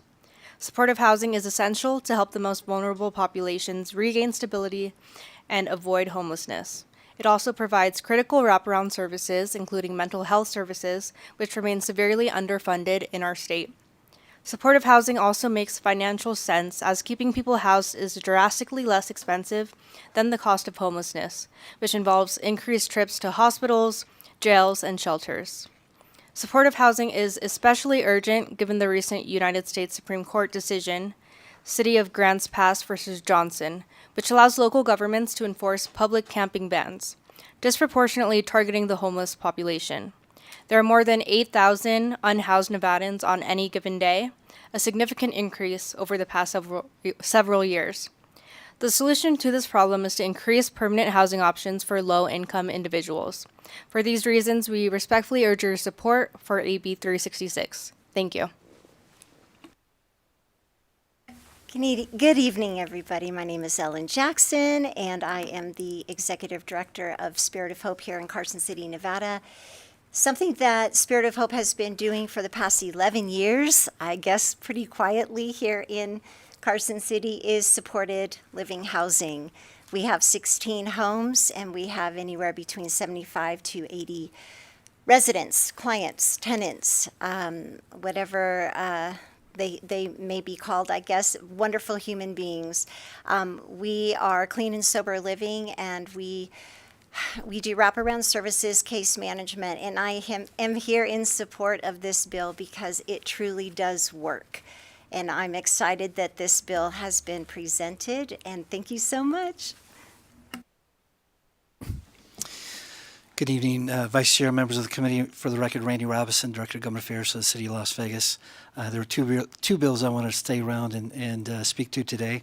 The first was the CSN Northwest Campus. Thanks for letting me get a second plug-in on that one. The second one was this bill. City of Las Vegas is definitely in support of this, but let me tell you why. As many of you know, we operate the Courtyard Homeless Resource Center as well as the Recuperative Care Center. Pardon me. And we do great work. Sometimes we get a little bit of a negative press about it because they misunderstand what the Courtyard Resource Center is. It's a resource center. It's not a shelter. You come to the Resource Center, we can help you with a lot of things. We can help you get your documents if you don't have them. We can help you store your stuff. We can help you get job training. We can help you get connected to education. We can even offer a shower and those sorts of things. What we don't have is a home for you, a shelter for you. And what we lack, both at the Courtyard Resource Center and the Recuperative Care Center, where homeless folks go to heal from an injury or an illness, is that next step, a place to go. Supportive housing is one of those next steps. There is a dearth of those services, those units in Southern Nevada. And so to the extent that we can, whatever we can do to help that is vital. And so this bill does that. And so we're happy to support this. Thank you. We'll go to Las Vegas. Go ahead and begin. This is support testimony to AB 366. Good afternoon, Chair and members of the committee. My name is Minjia Yan, Minjiayan, and I'm a general public, a resident of Southern Nevada. I'm here to support this bill because I believe that supportive housing strengthens communities by revitalizing existing neighborhoods. Supportive housing are usually being built in urban areas where the need is greatest and has access to resources, public transit, and employment opportunities. Areas like downtown Las Vegas, Naked City, Maryland Parkway, downtown North Las Vegas, East Las Vegas, and Chinatown. where many low-income and minority communities live, and they have been left out and historically cut off from investment, leading to food deserts, rising homelessness, poor transit and infrastructure, higher crime, and fewer jobs. 2 months ago, I saw a homeless man sitting outside of a restaurant in Chinatown, speaking quietly to himself in Chinese, and the restaurant owner explained to me that this man lost his job at the casino and became homeless. And because of language barrier and lack of information about available resources, he couldn't get the help he needed. And Chinatown is the only place he feels safe, where he can exist without judgment, surrounded by familiar language and culture. Homelessness is growing in these neighborhoods, yet many of those affected are low-income workers, immigrants, seniors, and minorities who have been left behind, and they don't have the means to advocate for themselves. And they also cannot afford the cost of owning a car. The true cost of housing is the cost of housing plus cost of transportation, and supportive housing are deeply affordable units that are usually being built in infield urban locations near public transit. Right now, too many housing projects are pushed to the outskirts of cities, far from resources and public transit. Once again, the existing neighborhoods are being left behind. Nevada's housing crisis won't be solved by just increasing the number of units. We must also ensure they're built where they will do the most good and choose locations that undo redlining and systematic inequity. So I'm here to support this bill. Thank you. Thank you. With that, AVH, do we have anyone on the phone lines wishing to give testimony in support of Assembly Bill 366? To testify in support of Assembly Bill 366, please press star 9 now to take your place in the queue.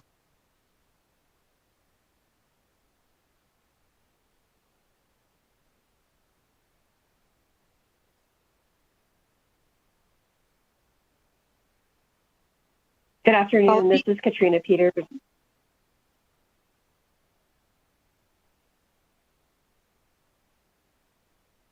Sorry, you are unmuted and may begin. Good afternoon. This is Katrina Peters. For the record, that's CatrinaPeters, and I'm a Human Services Coordinator with Washoe County Human Services Agency. Washoe County is in support of AB 366, which provides continued funding for much-needed supportive housing. Supportive housing provides stable housing and services for individuals experiencing homelessness, a critically needed resource in Washoe County. While we are very grateful to be recipients of the first round of funding available through the Supportive Housing Development Fund, continued funding will be needed to continue to provide this level of care. Washoe County is currently 1,284 units short of meeting the supportive housing needs in our community, and obtaining the needed number of units will only be possible through the level of investment proposed in AB 366. A source for this funding does not exist otherwise, and without funding for this level of care, many chronically homeless individuals will persist in a state of homelessness, heavily utilizing high-cost resources such as emergency response, emergency rooms and jails, while their physical and mental health continues to deteriorate. Investing in supportive housing has been shown in many communities across the country of varying sizes to be an effective, cost-saving approach to reducing the number of people experiencing homelessness. Washoe County would like to thank Assemblymember Monroe Moreno for bringing this very important bill forward, and we strongly urge support for this bill. Thank you.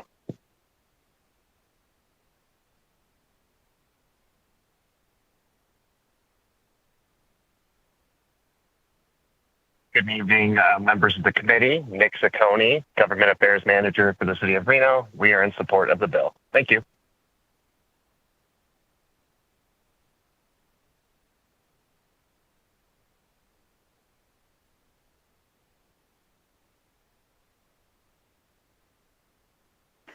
Good evening, Vice Chair Backus and members of the Assemblyways Committee. My name is Mindy Elliott, and I'm here on behalf of the Reno Housing Authority, Southern Nevada Regional Housing Authority, and Nevada Rural Housing Authority in super strong support of AB 366. This ensures the long-term stability for the Nevada Supportive Housing Development Fund by placing it within the State General Fund and protecting it from reversion. The $25 million appropriation will directly support housing paired with services for Nevadans experience complex challenges like chronic homelessness or disabling conditions. Supportive housing has proved to be one of the most effective, cost-efficient solutions we have, and AB 366 strengthens our ability to deliver it where it's needed the most. In 2022, this strategy was a dream. And what can I say? Sitting across the table from Assemblymember Danielle Monroe Marino, she was an astounding, resounding yes. We want to thank Assemblymember Monroe Marino for introducing 366 and Ms. Page for your steadfast commitment to all these solutions. We urge your support and we thank you for your time this evening. Thank you.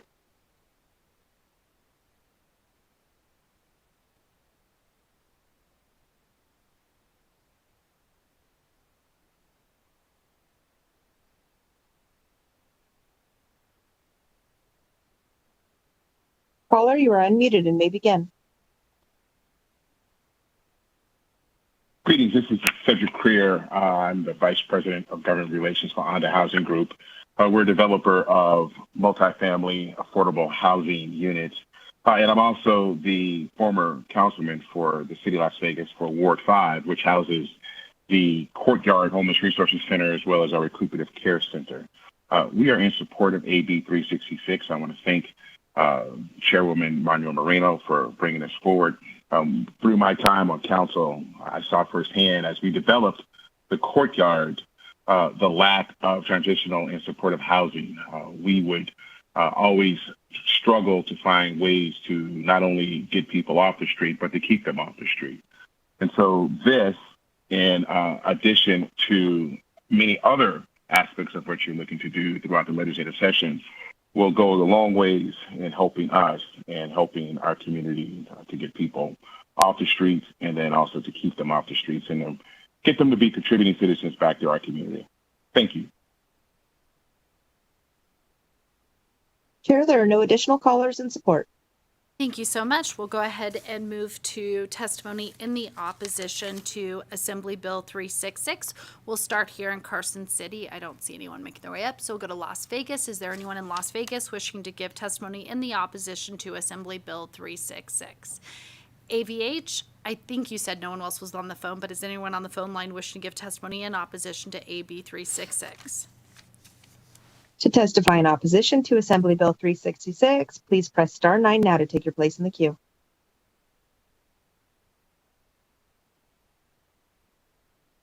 Chair, there are no callers to testify in opposition. Thank you so much. We'll go to neutral testimony. Anyone here in Las Vegas, here in Carson City, wishing to give testimony in the neutral to AB 366? Is there anyone in Las Vegas wishing to give testimony in the neutral to AB 366? AVH, is there anyone on the phone lines wishing to give neutral testimony to Assembly Bill 366? To testify in neutral to Assembly Bill 366, please press *9 now to take your place in the queue.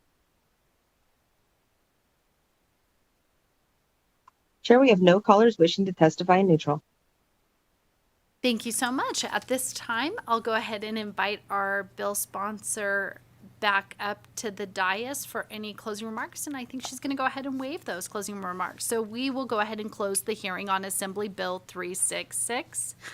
I'll give a little moment, and then we can open the hearing on Assembly Bill 347, and whenever our bill presenter makes her way to the dais, we can start AB 347.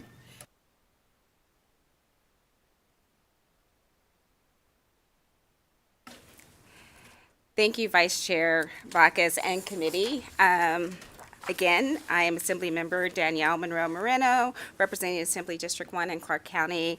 And as chair of this committee, this is another bill that I think is not a cleanup, but more of a modernization. As many of you have served on IFC, we have a lot of items that are brought before us that address gifts and grants. And currently, under existing law, agencies may receive and accept gifts, including grants from non-governmental sources that do not exceed $200,000. If the gifts or grants are used for the purpose which do not involve the hiring of new employees, and if the agency has approval from the governor or the governor's designee. AB 347 would increase the threshold allowing receipt of gifts and grants from non-governmental sources that do not exceed $500,000. Any new expenditures authority that would be supported from a gift or grant from a non-governmental source exceeding $500,000 for any executive budget account would require the approval of the interim finance committee. And I stand for questions. And I have a few phone friends if there's any technical questions. Sounds good. And I know this one does not have a fiscal note as well. With that, members, do we have any questions for our chair? I think it's pretty self-explanatory. With that, we will go ahead and take testimony in support of AB 347 here in Carson City. It doesn't look like we have anyone here in Carson City. Anyone in Las Vegas wishing to give testimony in support of Assembly Bill 347? AVH, do we have anyone on the phone lines wishing to give testimony in support of Assembly Bill 347? If you would like to testify in support of Assembly Bill 347, please press star 9 now to join the queue.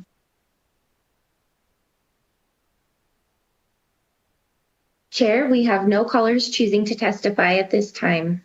Thank you so much. We'll come back to Carson City to take testimony in opposition of Assembly Bill 347, where our very last person's on their way out. So we'll go to Las Vegas. Anyone in Las Vegas wishing to give testimony in opposition of Assembly Bill 347?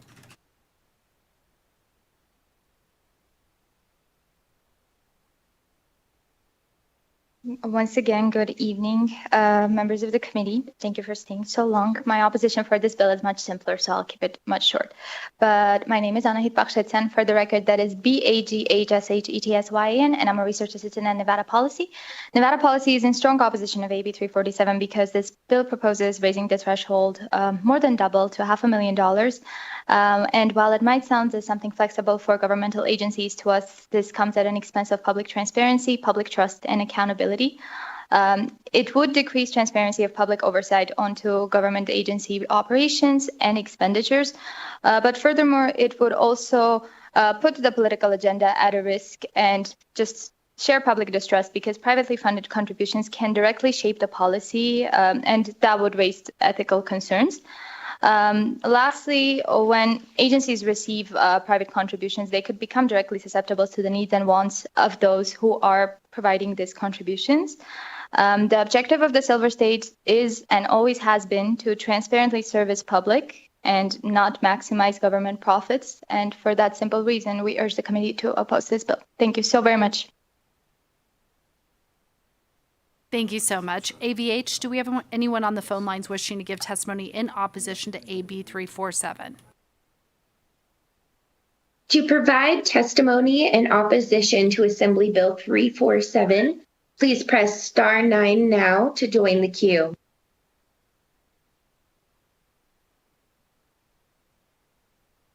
Chair, there are no callers choosing to provide testimony in opposition at this time. We'll go ahead and take neutral testimony to AB 347. We don't have anyone here in Carson City, so we'll go to Las Vegas. Is there anyone in Las Vegas wishing to give testimony in the neutral to AB 347? Doesn't look like anyone's making their way up, so we'll go to the phone line. ABH, do we have anyone on the phone line wishing to give neutral testimony to Assembly Bill 347? If you would like to testify in neutral for Assembly Bill 347, please press star 9 now to join the queue.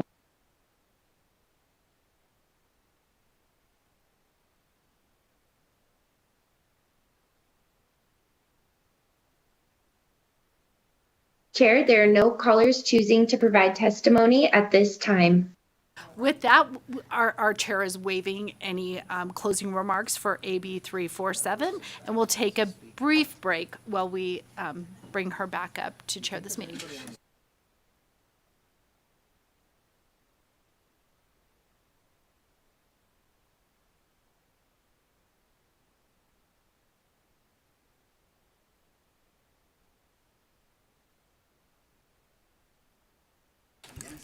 Thank you, Madam Vice Chair, for your assistance with today's hearings. That brings us to the last item on our agenda, which is public comment. If you'd like to call in for public comment, the number is 888-475-4499. Our meeting ID is 821-0399-3786, and then press pound. Seeing we have no one here in the room with us in Carson City for public comment and no one in the room in Las Vegas, do we have anyone on the phone line that would like to make public comment? To provide public comment, please press star 9 now to take your place in the queue.